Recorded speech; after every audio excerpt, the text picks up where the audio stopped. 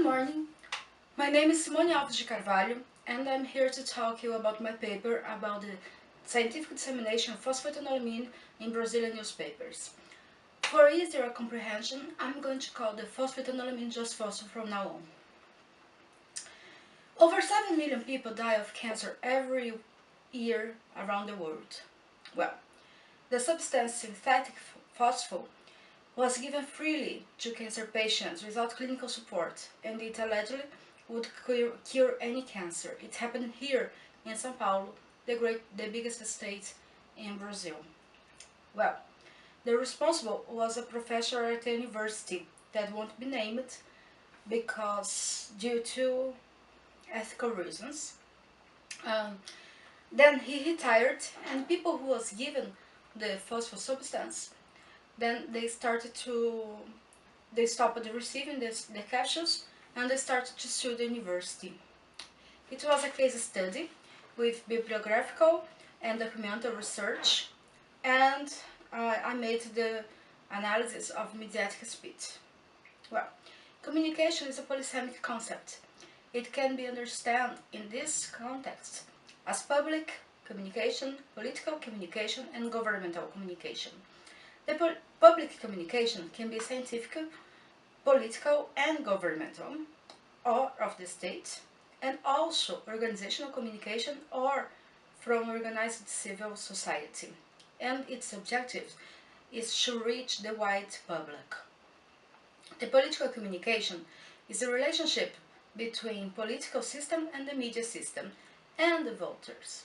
And the governmental communication is the responsibility of the government and of the state to establish an informative and communicational flow with its citizens.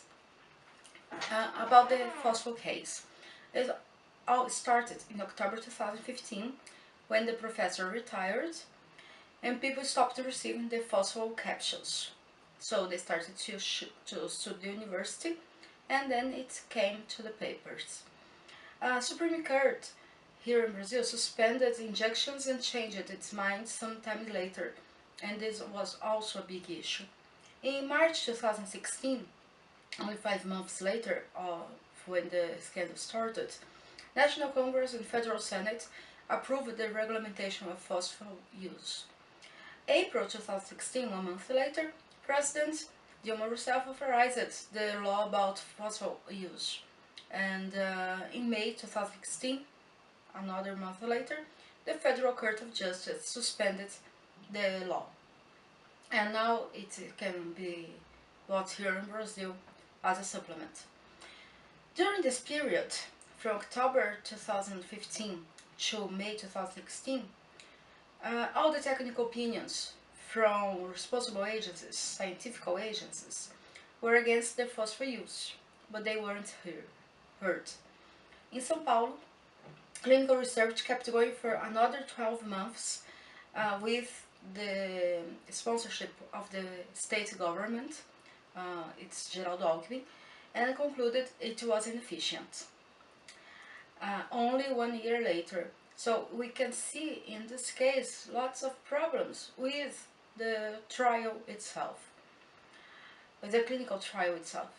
The participants from my research were 3 newspapers, the institutional newspaper from the university, and 2 of the biggest newspapers here in São Paulo, that's Estado de São Paulo and Folha de São Paulo. The research occurred from October 2015 to April 2017. October 2015 was when the phosphor started appearing in the newspaper, it was its first appearance, and 2017 April was when the clinical research stopped. And I used the online archives. So, results. The institutional newspapers failed as a support to scientific dissemination. It could have been a better media to spoke the university voice about the issue. The newspaper Estado de São Paulo, before the release of the substance, did an impartial media coverage without going deeper, and its concurrent, Folha de São Paulo, the subject was a huge issue before the release. Amongst its columnists and readers, lots of letters of readers and everything. And after the release of the substance, we studied São Paulo, published several full papers, articles with more depth, and the Folha did moderate content about it.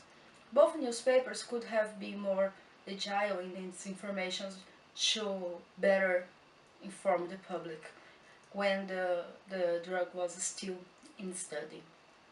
So as conclusions, there were previous research concluding that the phospho didn't have the alleged deficiency, and the university suffered institutional damage, being accused of denying the cure of cancer to the people. The media didn't fulfill its paper as a respectable informant, and the elected politicians, the people's representatives, didn't listen to responsible scientific agencies, which is a great loss for us scientists. Thank you very much for your time. I hope this research was useful to you, and if you want to read the full paper, you can go to researchgates.net/profile/Simone_Carvalho number 3. Thank you again. Bye bye.